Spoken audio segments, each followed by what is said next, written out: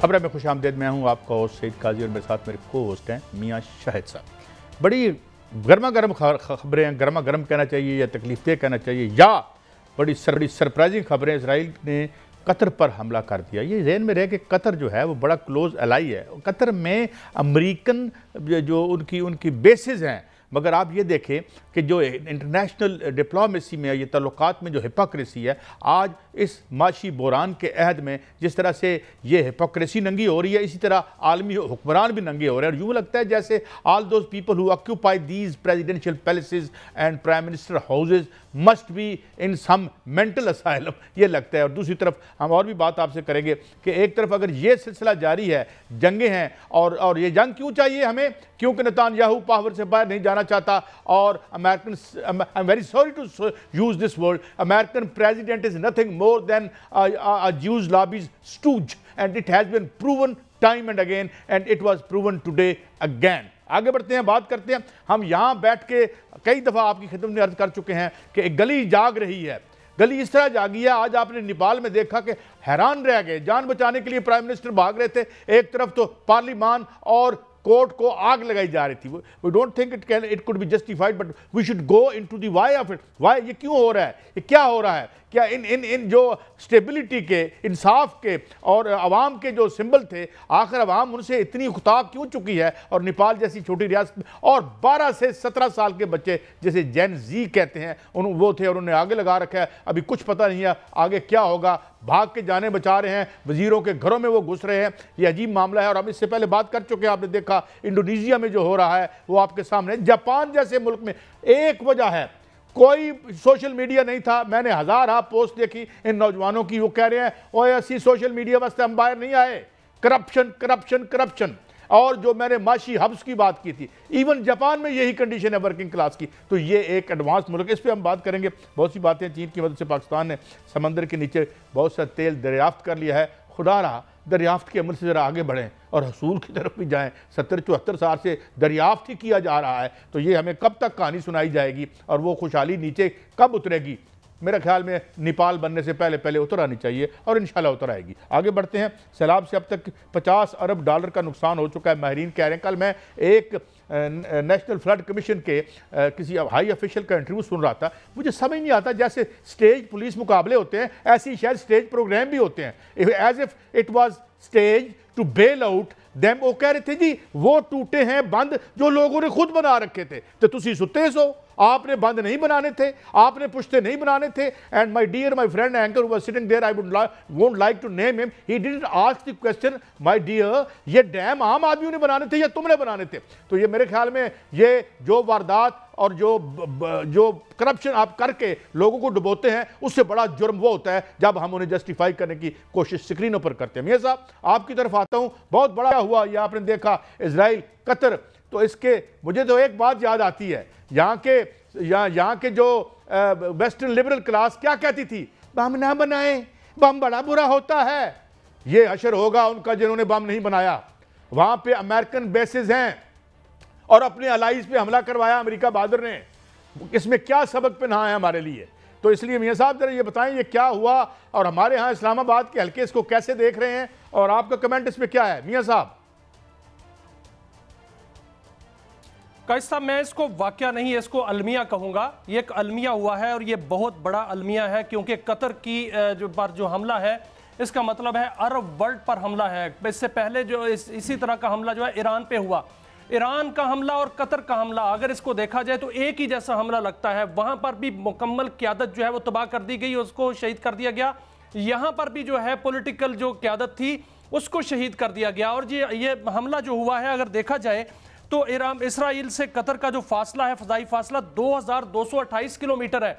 और 2228 किलोमीटर क्या वहाँ से कोई मिसाइल फायर हुआ, वहाँ से जो है वो जहाज़ जो है जेट त्यारा यहाँ पर आया, या अमेरिका का अड्डा इस्तेमाल किया गया जो कि कतर के अंदर था? ये तीन बड़े सवाल हैं जिसका जवाब जो है वो जो है तलाश किया जा रहा है। लेकिन लगता यही है कि हो सकता है कि 5th जनरेशन जो त्यारा है, जिसको F-35 कहते हैं, वो बगैर रडार के जो नजर नहीं आता, वहां पर आकर उसने हमला किया। क्योंकि 6 जो है वो धमाके हुए, 6 धमाकों की आवाज सुनाई गई और यह बताया गया कि फजाई बमबारी हुई है। अगर वहां पर बमबारी हुई है तो वो तैयारे जो हैं वो उन्होंने बमबारी की है, लेकिन वो जो फुटेज नजर आ रही है जिसमें वो मकान दिखाया जा रहा है जिसका एक हिस्सा जो है वो मुनहदम हो गया है, उससे लगता है कि कोई ड्रोन से हिट किया गया है। कायद साहब, असल बात तो यह है कि जिनकी फौज नहीं होती है उनके साथ यही कुछ होता है, और जिनकी फौज होती है वो आगे से जवाब देते हैं, जिस तरह ईरान ने जवाब दिया, जिस तरह पाकिस्तान ने भारत को जवाब दिया। अब देखें जो कतर का फासला है वहां इजराइल से अगर कतर की तरफ जाया जाए तो इराक आता है, कुवैत आता है, सऊदी अरब आता है और फिर कतर आता है। इसका मतलब यह है कि पूरे अरब से गुजरकर जो है वहां पर हमला किया गया है। वहां पर ईरान पर जब हमला किया गया तो मुज़ाकरात चल रहे थे, अब हमला किया गया तो मुज़ाकरात चल रहे थे। ये मुज़ाकरात का जो सबोताज करना है ये ग्रेटर इसराइल है कायद साहब, इसमें नेतान्याहू कहता है कि ये रूहानी मिशन है। क्यों नहीं ये समझते जो अरब वर्ल्ड है और पूरी दुनिया के ये मियां साहब, हमें मारूफ तजियानगार और जनाब यानी किसी तारफ के मोहताज नहीं है, जनाब डॉक्टर शाहिद मसूद साहब ने हमें ज्वाइन किया है, मामलात पे गहरी निगाह रखते हैं। बहुत शुक्रिया डॉक्टर साहब, आपने हमें वक्त दिया।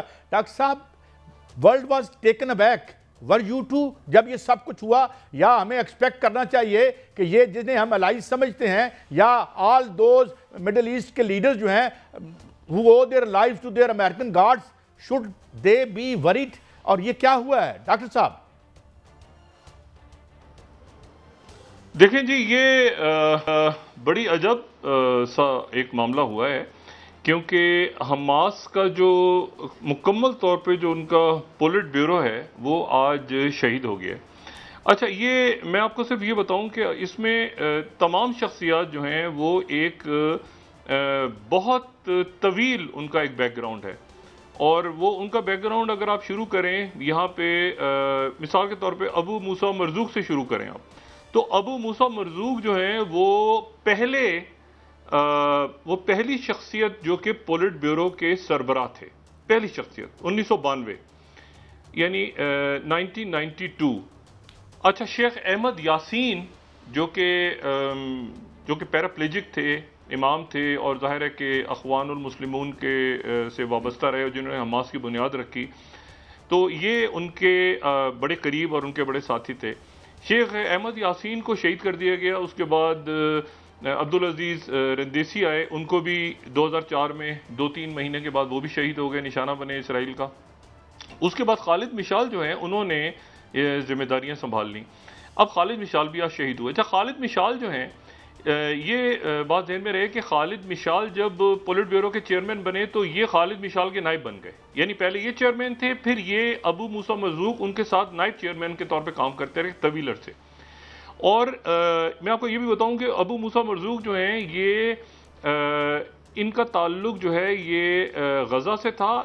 ये इंजीनियर थे और कुछ अरसे इन्होंने अबू धाबी में भी काम किया हुआ था। बहरहाल, अच्छा, खालिद मिशाल जो है, फिर खालिद मिशाल एक तवील अरसे तक रहे। शेख अहमद यासीन की चूंकि शहादत हो गई थी, उसके बाद अब्दुल अजीज रंदेसी की शहादत हो गई थी, पोलिट ब्यूरो को उन्होंने संभाला और ये उनके नायब रहे। और फिर ये वो खालिद मिशाल हैं जो, अच्छा, अबू मूसा मरजूक के बारे में मैं आपको ये बताऊं कि उनको एक दफ़ा जॉन एफ कैनेडी एयरपोर्ट पे JFK पे उनको गिरफ्तार भी कर लिया गया था, और उसके बाद 97 में उनको जॉर्डन 22 महीने अमेरिका की जेल में रहे थे, उसके बाद उनको जॉर्डन भेजा गया था। बहरहाल, खालिद मिशाल जो हैं वो इस्माइल हानिया से पहले आप समझ लें कि पोलिट ब्यूरो के वो चेयरमैन थे।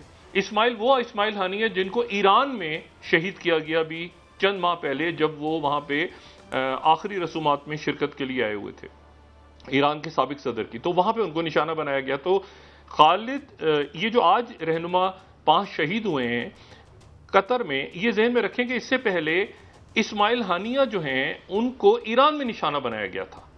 अच्छा, ये जो खालिद मिशाल हैं ये वो हैं जिनको जॉर्डन में बाकायदा मुसाद ने जहर दे दिया था। आपको सईद काजी साहब और यकीनन मियां शाहिद साहब को याद होगा वो वाकया कि जब इनसे कुछ लोग आके मिले थे फजर की नमाज के वक्त, इनके कान में ड्रॉप्स आ गए थे, फिर उसके बाद वो ICU में चले गए थे। फिर शाह हुसैन ने उस वक्त, जो बिल क्लिंटन है, उनको कहा था कि अगर ये एंटीडोट इनका नहीं दिया गया, उस वक्त नेतन्याहू था वहाँ पे, तो नेतन्याहू ने एंटीडोट नहीं दिया तो ये मुआहदा ख़त्म हो जाएगा और हम अटैक करेंगे।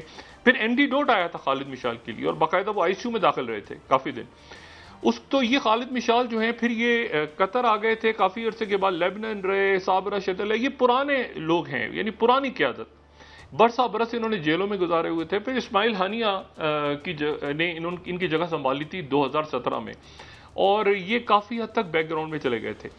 अच्छा, जो उसके साथ जो बाकी जो रहनुमा आज शहीद हुए हैं, तो जैसे ज़ाहिर जबरैन है। अब ज़ाहिर जबरैन की जो शहादत है, देखिए ज़ाहिर जबरैन जो इनका पॉलिटिकल ब्यूरो है, ये ज़ाहिर जबरैन वो थे जो कि मगरिबी किनारे को हेड करते थे, यानी वहां पे हमास के मामला देखते थे। प्लस ये वो थे जो यरगमालियों के बदले में जिन कैदियों ने रिहा होना था, ये उनकी फहरिस्त बना रहे थे। यानी इनकी जिम्मेदारी ये थी इन तमाम मुज़ाकरात के दौरान कि अगर वहां से 48 जो यरगमाली हैं वो रिहा होते हैं, जिनमें से 20 गालिबन जिंदा हैं, तो यहां से जो फलस्तीनी कैदी रिहा होंगे, तो ये इस बात पे बज़िद थे, क्योंकि ये जो ज़ाहिर जबरैन है ये बहुत करीब थे इस्माइल हैया की तरह, ये याहिया सिनवार के बहुत करीब थे। और ये दूसरी बात मैं आपको ज़ाहिर जबरैन की ये बताऊं कि ये 2011 में जिन 1000 कैदियों को गालिद शलीद की जो इसराइली फौजी के बदले में जो रिहा हुए थे, 1000 के करीब जो फ़लस्तीनी कैदी, उनमें ये भी थे, याहिया सिनवार भी थे और ये भी थे। तो इनका ये कहना था कि हर सूरत में मरवान बरगूती को रिहा किया जाएगा। और बेन गिवर जो उनका इंतहा पसंद जो वजीर है, राइट विंगर, चंद रोज पहले आपको याद होगा कि वो मरवान बरगूती के बाकायदा जेल में सेल में चला गया था और उसने जाके वहां से वीडियो बनाई थी। तो ये उन कैदियों की, क्योंकि ये था कि जी आज उनका जो वजीर खारजा है सार, उसने पहली दफा ये बात की कि हमें प्रेसिडेंट ट्रंप का जो पेश करदा प्लान है वो हमें कबूल है। जब ये बात हो गई, ये सारी शख्सियात जो हैं ये काहिरा में थी। एक रहनुमाई कीजिएगा, आपके कीमती वक्त से फायदा उठाना चाह रहा हूं सर। एक रहनुमाई कीजिएगा, जो हमला हुआ है कतर पे, इसकी नोयत ऐसे लगती है जैसे ईरान पे हमला जैसे हुआ था, तो उनकी भी पॉलिटिकल क़यादत और जो मरकजी क़यादत है उनको भी शहीद कर दिया गया था। वहाँ भी मुज़ाकरात चल रहे थे, यहाँ भी मुज़ाकरात चल रहे हैं, और इसका जो फासला है वो 2228 किलोमीटर है फ़ज़ाई फासला। क्या कोई त्यारा आया, ड्रोन हमला किया गया, या कोई मिसाइल फायर हुआ? ये एक बात है। दूसरी बात है कि क्या ये पूरे अरब वर्ल्ड को जो है वो चैलेंज किया गया है? इसके बाद किसी और मुल्क पर भी हमला हो सकता है? देखिए, दो बातें मियां साहब। पहली बात तो यह है कि ईरान और कतर की जो पोजीशनिंग है ग्लोबल चेस बोर्ड पे, वो ज़रा मुख्तलिफ है। क्योंकि ईरान में जब इस्माइल हानिया को निशाना बनाया गया, तो हम सब ये बात कर रहे थे कि क्या ईरान की सिक्योरिटी कॉम्प्रोमाइज़ तो नहीं हो गई, और क्या अंदर तो लोग मौजूद नहीं थे, और उन्होंने वहाँ पे AI और AI रिलेटेड और मोसाद के एजेंट्स और मुख्तलिफ वो सारा मामला वहाँ पे। और ये ना सिर्फ ये कि इस्माइल हानिया, बल्कि उसके बाद जब ईरान और इसराइल की जंग हुई, तो उसके दौरान भी आप के जहन में होगा कि उनकी जो अस्करी क़यादत थी उनको निशाना बनाया गया ईरान में, और वो कहा यह गया कि वो ईरान के अंदर ही उनको मुख्तलिफ मोसाद के एजेंट्स मौजूद थे जिन्होंने निशाना बनाया उनके अस्करी शख्सियात को, इमारतों को। बल्कि इस्माइल हानिया के बारे में तो ये बात की गई कि 2 महीने पहले से वहाँ एक्सप्लोजिव रखे हुए थे उस इमारत में जहाँ पे वो उन्होंने क़याम करना था। अब आपने जो नुकता उठाया ये बड़ा इंपॉर्टेंट है। पोजीशनिंग के हवाले से मैं कहूं कि ईरान के अंदर तो ये सिक्योरिटी, लेकिन कतर एक ओपन जो है वो मुल्क है, और दोहा में आप देखें, दोहा में जो है वो सेंटकॉम की एयरबेस भी है। और जब ईरान पे अटैक हुआ था तो आपको याद होगा कि ईरान ने जवाब में कतर के ऊपर भी एक मिसाइल दागे थे उस रात को, लेकिन कतर ऑन बोर्ड था। यानी कतर को यकीनन ईरान ने पहले बता दिया था कि भाई हम यहाँ पे अटैक करेंगे, लेकिन यह कि आप उसके नतीजे में वो बेसिस खाली हो गई थी सेंटकॉम की, और सारा मामला हुआ था। अब देखना यह है, जो आपने नुकता उठाया कि ये जो अटैक है, ये अभी तो इसराइल ने कह दिया कि हमने फ़ज़ाई हमला किया है। अब फ़ज़ाई हमले की नौयत यह है कि वो यहाँ पे सेंटकॉम भी है, ज़हन में रखें, कतर में सेंटकॉम है। वो सेंटकॉम जो इस पूरे रीजन को देखती है, उस सेंटकॉम का हेडक्वार्टर जो है वो कतर में है। अब इसराइल ये कह रहा है कि जी हमने अमेरिका को ऑन बोर्ड लिया था। तो सवाल ये है कि यहाँ तो 2-3 मामलात ऐसे हैं कतर के जिनके हवाले से कतर की पोजीशनिंग, एक तो सेंटकॉम यहाँ पे मौजूद है, दूसरा अल जजीरा। अल जजीरा एक बहुत बड़ी अरब दुनिया में एक बहुत बड़ा, आप समझें, इंफॉर्मेशन का एक ऐसा वेपन है जो अरब दुनिया सारी अल जजीरा से ग्लू करती है। और अल जजीरा के सहाफ़ियों ने कुर्बानियां भी कितनी दी पिछले दिनों, वो भी सारे कतर में हैं। लेकिन वो कतर जो है वो पीछे नहीं हट रहा था, बल्कि नेतन्याहू ने यह भी इल्ज़ाम लगा दिया था पिछले दिनों कि कतर जो है वो फाइनेंस करता है हमास को। अच्छा, फिर उसमें एक बात और बड़ी अहम है, और वो ये बात अहम है कि ये एक तो मैंने आपसे बात की ना कि क्या ये इसराइल से फायर हुआ है या ये लोकल कतर में ही, क्योंकि कतर एक ओपन शहर है, वहां पे एक्सप्लोजिव्स थे, ड्रोन किसी गाड़ी से फायर हुआ, कोई एआई से रिलेटेड कुछ छोटे वेपन्स थे। क्योंकि देखें, ये अगर दूर से अगर वो इमारत को देखें जिसको निशाना बनाया गया है, तो आपको ऐसा लग रहा है कि इमारत एक एग्जैक्ट टारगेट हुआ है इमारत को, और उसमें ही यानी कोई शहरी या कोई आम लोग, बाकी लोग शहीद नहीं हुए अभी तक जो इतलात आ रही हैं। वो सिर्फ वही इमारत जहां पर ये सारी शख्सियात मौजूद थी, और ये इसलिए मौजूद थी खलील अल हया समेत कि आज इनको ये कहा गया था कि आज जो है रात तक आप ये ऐलान कर दें कि हम, अच्छा, ये बार बार कह रहे थे कि हम कबूल कर रहे हैं सारे मामलात को जो भी प्रेसिडेंट ट्रंप का पेश करदा प्लान है, लेकिन उसमें ये बात हमें बताएं कि इसमें गारंटी क्या होगी कि जैसे ही हम 48 या 20 लोगों को रिहा करें, वहां से 48 सारे लोगों को रिहा कर दें, तो वो तो वहां से तो सैकड़ों लोगों ने रिहा होना है, कैदियों ने, तो वो सारे एक साथ कैसे रिहा होंगे? एक बात। दूसरी बात यह है कि हमें ये गारंटी दी जाए कि इसराइल दोबारा जंग नहीं करेगा, और ये गारंटी हमें सिक्योरिटी काउंसिल की चाहिए। अक़वाम मुत्तहिदा की सिक्योरिटी काउंसिल में ये ऐलान हो कि इसराइल दोबारा गजा पे अटैक नहीं करेगा, और हम और किसी की गारंटी नहीं चाह रहे। अच्छा, कतर और बाकी मीडिएटर्स कह रहे थे कि भाई अब इस वक्त आप इसको जल्दी करें, क्योंकि गजा में जाहिर है बड़ी कोशिश थी उनकी कि जंगबंदी हो जाए। हमास के लोगों ने आखिर में ये किया कि उन्होंने कहा कि ठीक है, हम इस बात को मानते हैं, इस कंडीशन को भी हम खत्म कर देते हैं कि सिक्योरिटी काउंसिल की गारंटी ना हो, बल्कि जो मीडिएटर्स हैं सारे मुल्क, अगर आप कह रहे हैं, स्टीव विटकॉफ कह रहे हैं, प्रेसिडेंट ट्रंप कह रहे हैं, सब कह रहे हैं, तो हम इस बात को मानते हैं।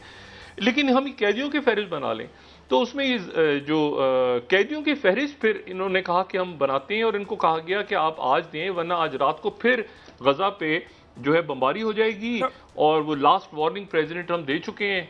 जी अच्छा डॉक्टर साहब, मैं ये आपसे पूछना चाह रहा हूँ, डॉक्टर साहब आपकी गहरी नजर है इस मामले पर, जो सोशल मीडिया है इसका इजराइल का, बाकायदा तौर पे इजराइल तो किसी की गारंटी मानता ही नहीं है, जो इनका जो सोशल मीडिया है वो ये भी कह रहा है कि हमास की क़यादत जहां जहां पर छुपी हुई है वहां पर भी निशाना बनाएंगे, वो कोई भी अरब वर्ल्ड हो, खा वो सऊदी अरब क्यों ना हो।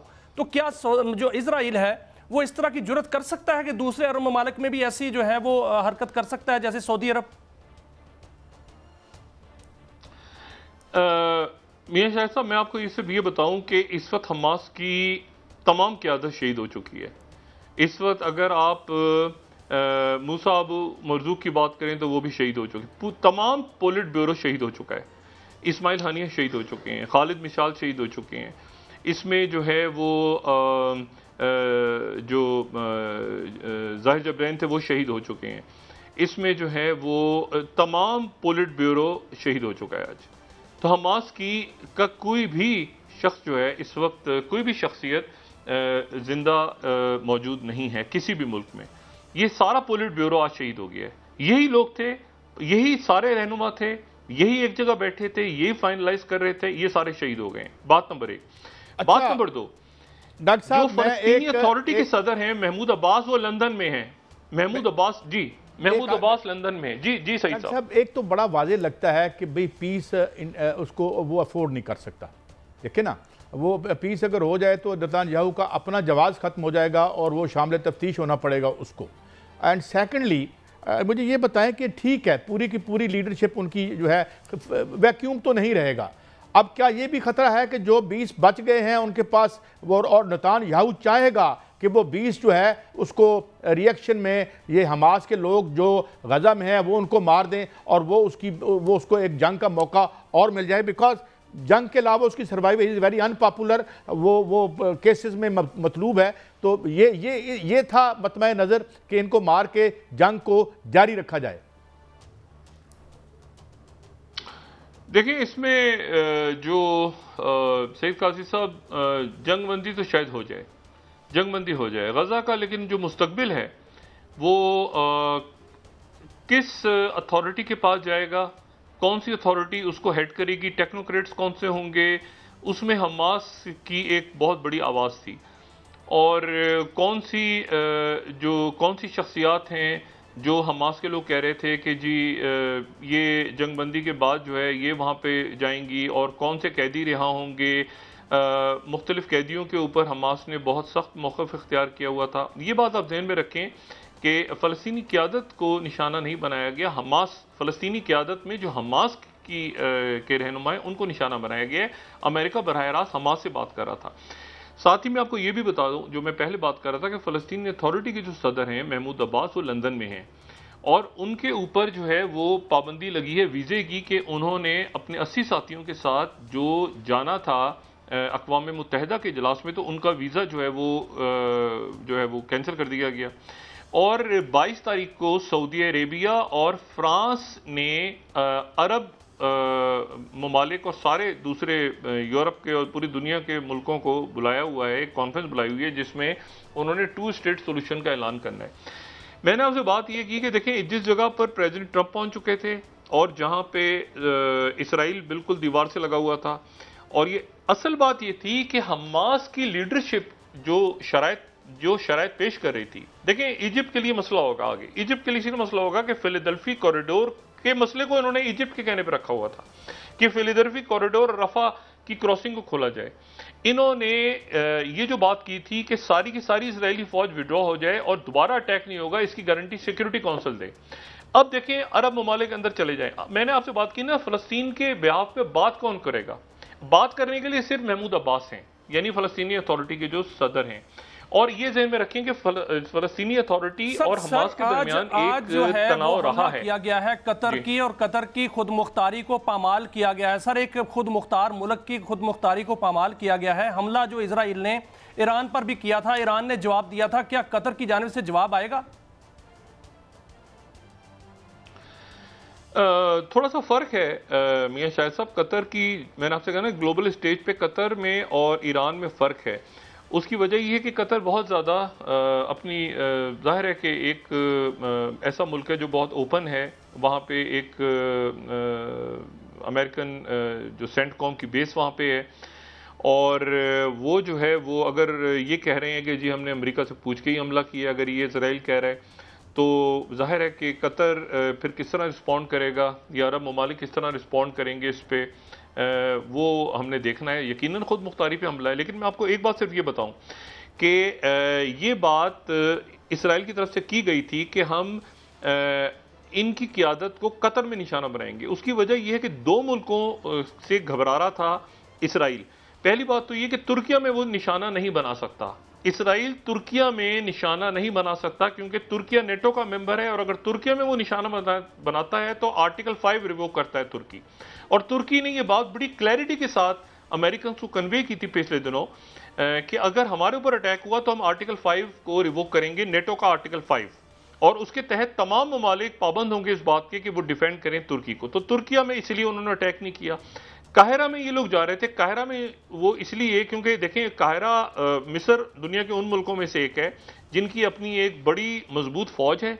वो फौज जो है वो लीबिया में भी, सूडान में, फिर उसके बाद वहाँ पर जो उनके प्रेसिडेंट जनरल सीसी हैं वो ज़ाहिर फौज के सरबराह भी रहे हैं। तो इजिप्ट ने बड़ी क्लैरिटी के साथ कहा था कि हम ये एकॉर्ड खत्म कर देंगे, हम एकॉर्ड खत्म करेंगे। जी, you have to, I know your limitation, you have to prepare for your own very important program. आपने हमें एनलाइटन किया, बहुत शुक्रिया डॉक्टर साहब। बहरहाल ये एक बड़ा प्रीपॉस्चरस और बड़ा एक मुजरिमाना हरकत है, मगर मेरे ख्याल में we should condemn ourselves, our own weakness. तो ये सोचना चाहिए इन मुल्कों को जिनके साथ ये हो रहा है। एक ब्रेक है, ब्रेक के बाद आते हैं। तो ये दुनिया में जो एक आग लगी, और हम देखते हैं कि बांग्लादेश, श्रीलंका और अब नेपाल और इंडोनेशिया और जापान में और फ्रांस में इवन इस 10 तारीख को एक बहुत बड़ी स्ट्राइक हो रही है, और उनके जो वज़ीर आज़म हैं वो भी फारिग हो रहे हैं। जंग है और नीचे गली है, ये दोनों चल पड़ी हैं इकट्ठी। देखें तारीख कैसे बदलती है और बनती है। ब्रेक के बाद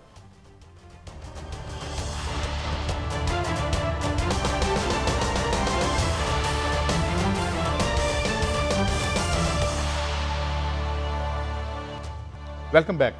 मियाँ साहब, ये एक दिन में जिस तरह से वाक़यात रूनुमा हो रहे हैं, और ख़ास तौर पर ये जो हिमालयन जो एक नेशन है नेपाल, और नेपाल में हमने देखा कि किस तरीके से जो यानी 12 से 17 साल के, मैं जो पढ़ रहा था शायद और भी हों, मगर इनमें जो गालिब अक्सरियत की जो थी ये जनरेशन आई है।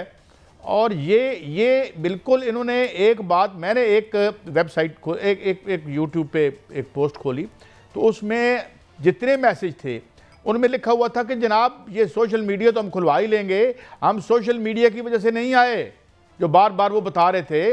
उन्होंने कहा कि हम करप्शन की वजह से आए हैं।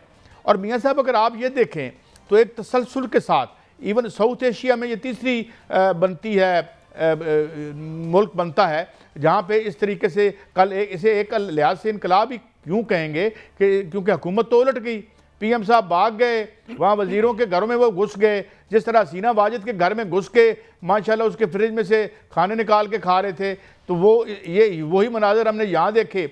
और अभी तक कुछ पता नहीं है, अभी कोई ऑर्डर वहाँ पे रेस्टोर नहीं हुआ, और वो करप्शन के खिलाफ, निज़ाम के खिलाफ इस तरह सरतापा एहतजाज हैं। उधर इंडोनेशिया में आप देख रहे हैं कि इधर भी तकरीबन 2 दर्जन के करीब नौजवानों की हलाकत हुई है, उधर भी हलाकतें हो रही हैं।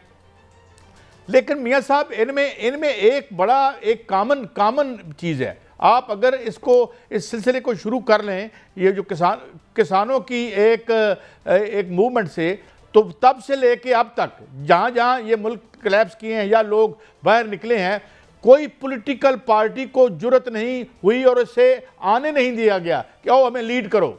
इसका मतलब ये है कि तमाम पॉलिटिकल जो एलीट है इससे लोग बेजार हैं और इन पर इन्होंने मुकम्मल नो कॉन्फिडेंस करके मामलात अपने हाथ में ले लिए हैं। और ये तसलसल हमें नज़र आ रहा है। ये बांग्लादेश में क्या कहते हैं इसमें, श्रीलंका में, इंडोनेशिया में और नेपाल में भी, और इंडिया में से पहले हम देख चुके हैं। और इंडिया के बारे में भी हमने ये तनाजुर दिया था कि अगर वहाँ पे जल्दी तरला और माफ़ी नहीं मांगते। अच्छा, फिर दूसरी खबर मियाँ साहब, 10 तारीख को अभी गए जो फ्रांस के वज़ीर-ए-आज़म फारग हो गए, 6 महीने में फारग हुए, और वहाँ इनडेफिनिट स्ट्राइक हो रही है, वहाँ पे जहाज़, रेलवे, पहिया जाम वो कर रहे हैं। तो हम देख रहे हैं कि एक रिएक्शन हमें अवामी सतह पर यूरोप से लेके साउथ एशिया तक पूरे ग्लोब में नज़र आ रहा है। तो ये एक बेचैनी जो है, ये एक एक्सप्लोजन, एक सोशल एक्सप्लोजन नज़र आता है आपको, या ये स्पोरेडिक और अलग-अलग वाक़यात हैं मियाँ साहब?